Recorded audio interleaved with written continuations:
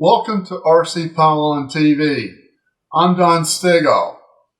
This video is a dual purpose video. Part of it is to join the wing on a Strega 40 ARF by the World Models. This airplane is designed for very high speed and it's plenty strong. The wings are fully sheeted. I have some printouts of some vinyl graphics that I had made. I'm doing this as color tile. Well, my color tile is not exactly scale in size. There's a reason that I have them slightly smaller. The other purpose is to demonstrate the use of fillers when joining a wing, especially ARF wings, or even wings that are scratch built. When you join a wing,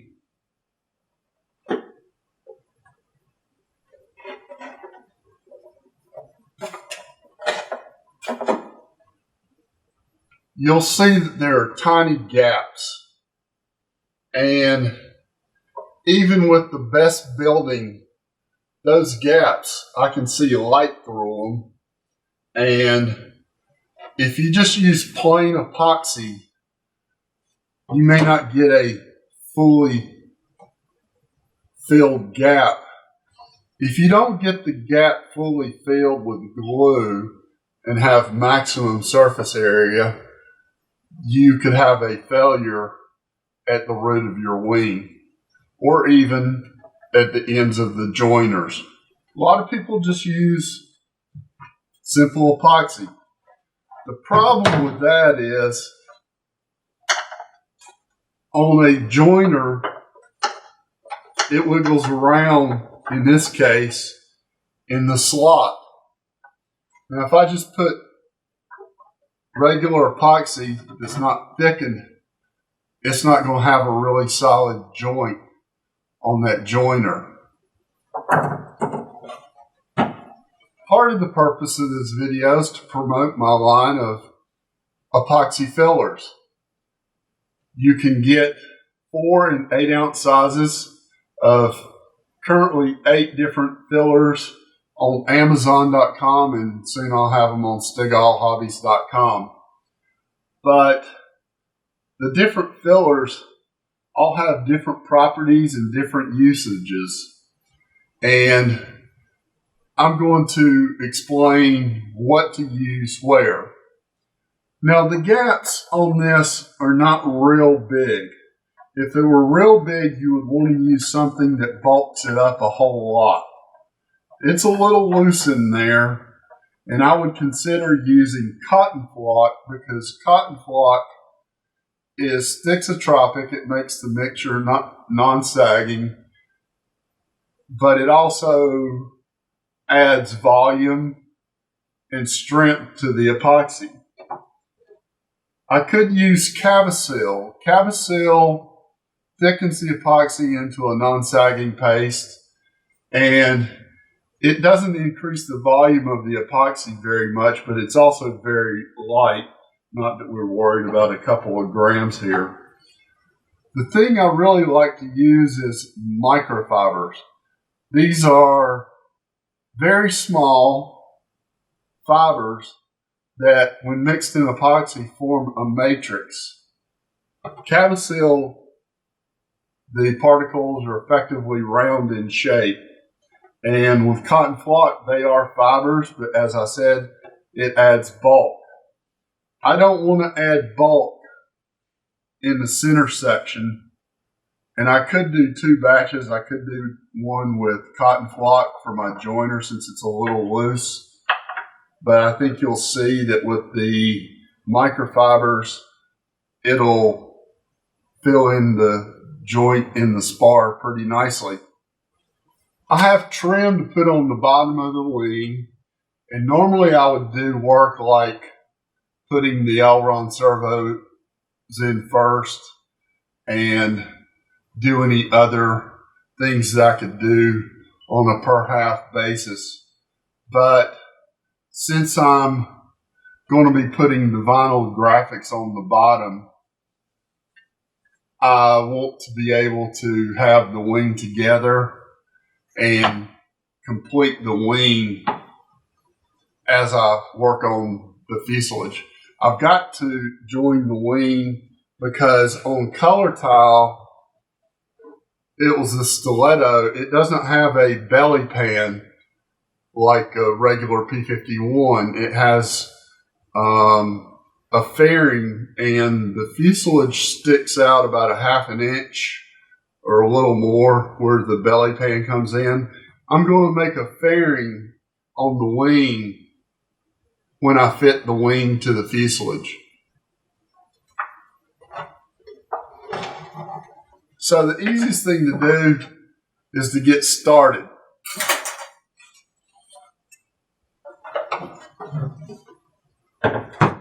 I have my tape. I'm going to put the Cavasil to the side and put the cotton flock to the side and get a spoon and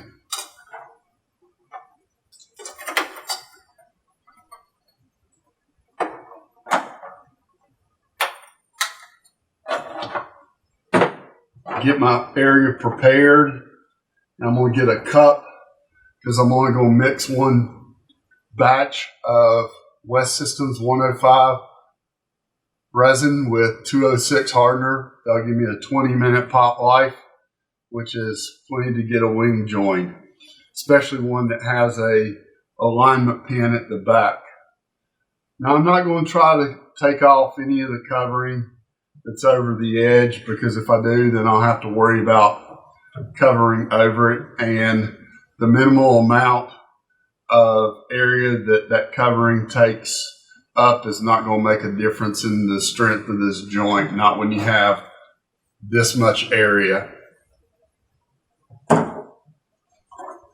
And I'm trying to decide if I'm going to mix 1 ounce or 2 ounces of epoxy. I think I'm only going to mix 1 ounce. That's 1 squirt of hardener and 1 squirt of resin. And if I happen to need more, I'll mix up more. Now, before you mix any fillers into your epoxy, you should mix the resin and the hardener.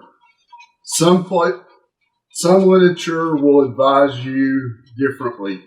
However, if you mix the filler in with the resin and then add the hardener, it's going to change the viscosity of it for one thing.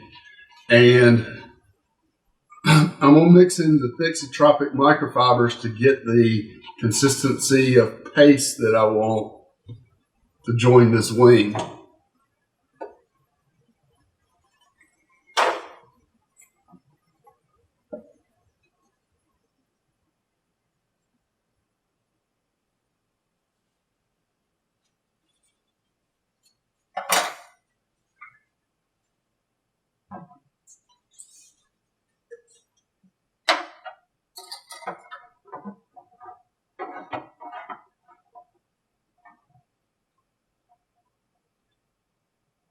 I'm going to add 2 spoonfuls because I know that's about right.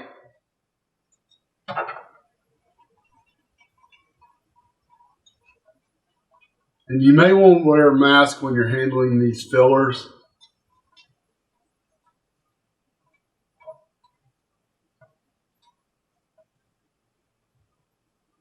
And I have a non-sagging paste. It's actually a little bit too thick, so I should have mixed in my fillers a little bit more gradually. But by completely mixing it up, I've gotten it into a workable paste. But what I've actually decided is that I'm going to mix up a little bit more epoxy to thin this out.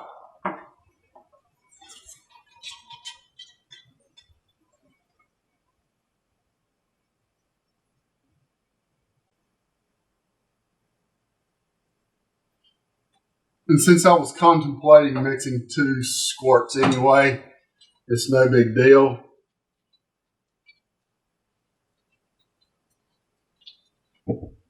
And now you can see I have a paste that's a little bit more flexible, and it's still non-sagging. So the first thing I'm going to do is put some filler into the joiner cavity. And if you put too much, depending on the cavity, you may actually have a hard time getting the joiner in. So be careful about overfilling it. Another thing is when you're gluing wood parts, put glue on each part that you're gluing to get the best bond. So I'm putting it on the joiner. For one thing, this primes the wood with the solvents that are in the epoxy.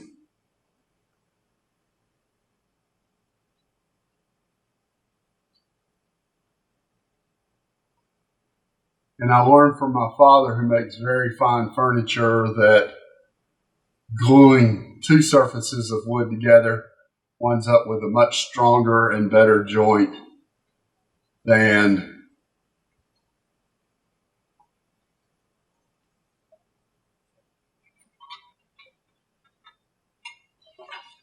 and you can see that some epoxy has squeezed out, and that's fine because we're just going to go ahead and spread that out on here.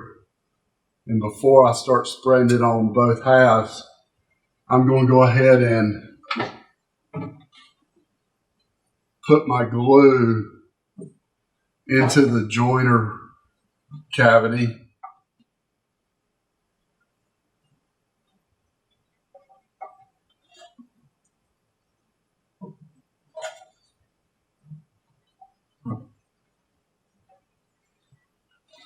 And now I'm going to put glue on the joiner.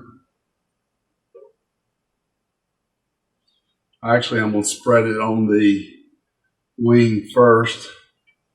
So if I bump into the joiner, I don't get as much on me.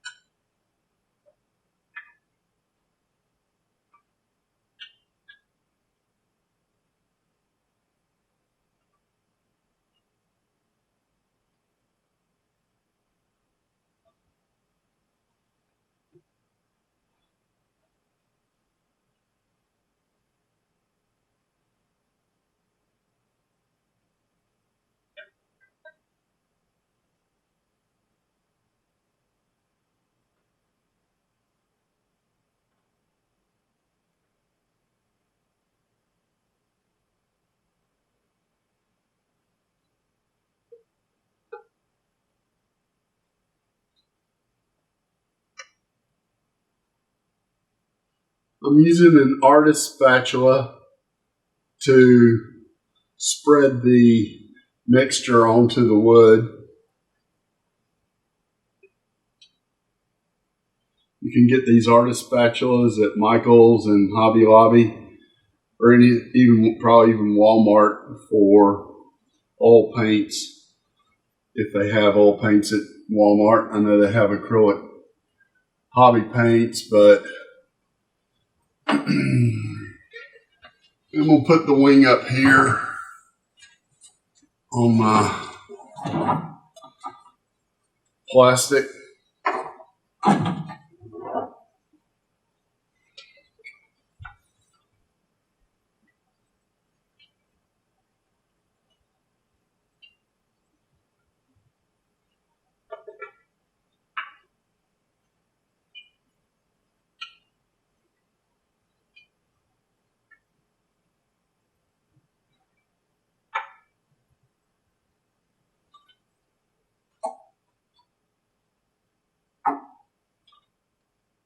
And like I was talking about, I'm putting glue on both of the mating surfaces of the wood.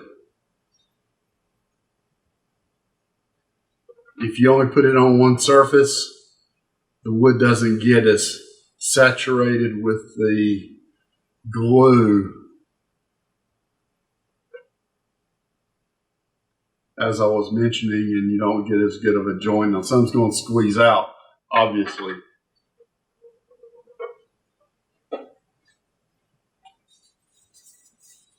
Teflon is actually resistant to acetone, which is quite convenient in this case because I may have gotten some glue on it.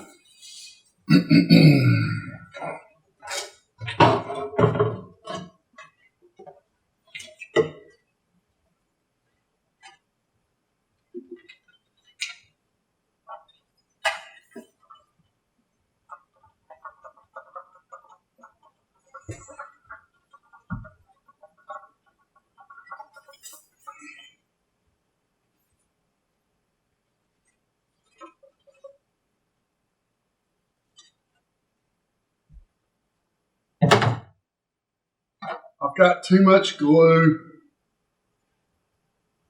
on the house because I had it a little thicker than I intended to have it. So I've got to go ahead and scrape off a fair amount of it.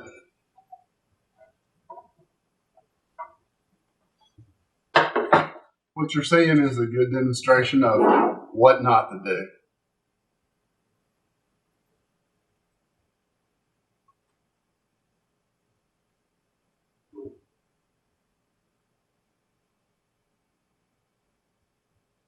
I don't publish just my successes. I show my failures as well.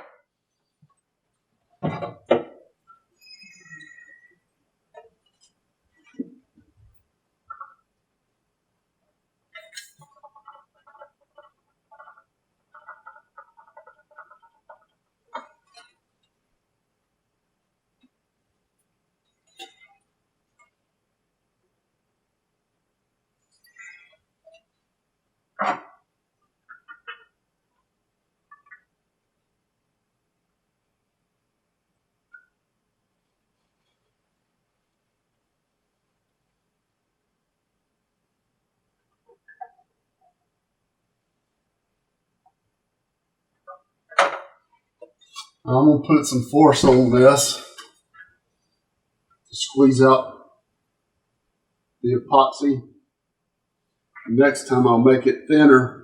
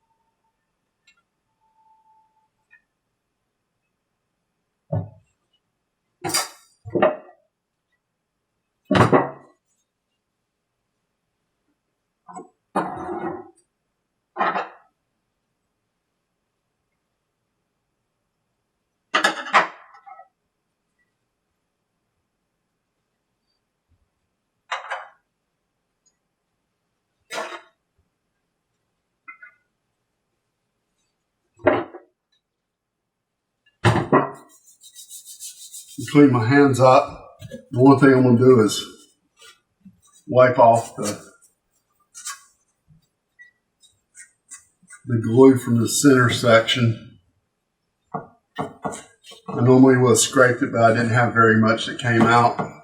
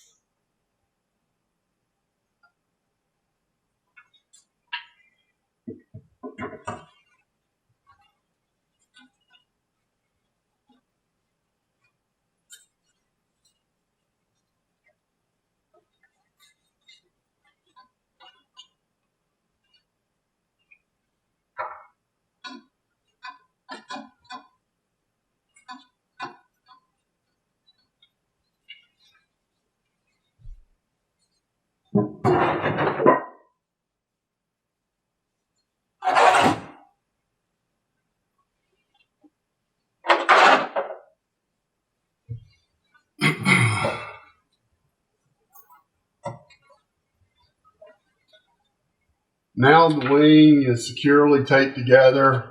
It's fully aligned. All the excess epoxy is off.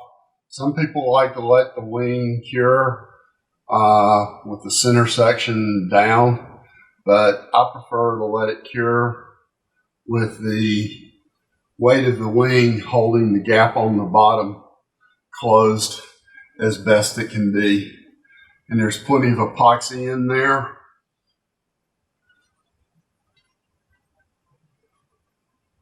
I'm going to be honest, I edited out part of this video. I mixed up my microfiber. I mixed up my microfiber mixture too thick, and I had problems getting the wing to go together properly. Fortunately, I was able to mix up. Fortunately, I had already mixed up an extra batch of epoxy, and I was able to thin the mixture and then get the wing together. So that's it for me for this wing in terms of joining. Thanks for watching, and please subscribe to RC Pylon TV and subscribe to DonStegall.com as well. We have a lot more subscribers there right now. That's the conclusion of joining this wing. I will take the tape off after it cures, which I'll give it 24 hours or more before I actually take the tape off. This is a laminating epoxy with a 12-hour cure time, but it takes several days for it to get fully hard. Epoxy fillers can really make your life much easier as a modeler if you learn how to use them properly. I messed up today. I had not used microfibers in a couple of months, and I started out with more than I should have. But that's how flying is. That's how driving a car is. You make mistakes, you correct them, and you move on. So I'm done with this wing for tonight, and I'm going to work on another side project. And thanks for watching. So I hope you'll stay tuned to the assembling the Strega 40 video series and my series on epoxy fillers.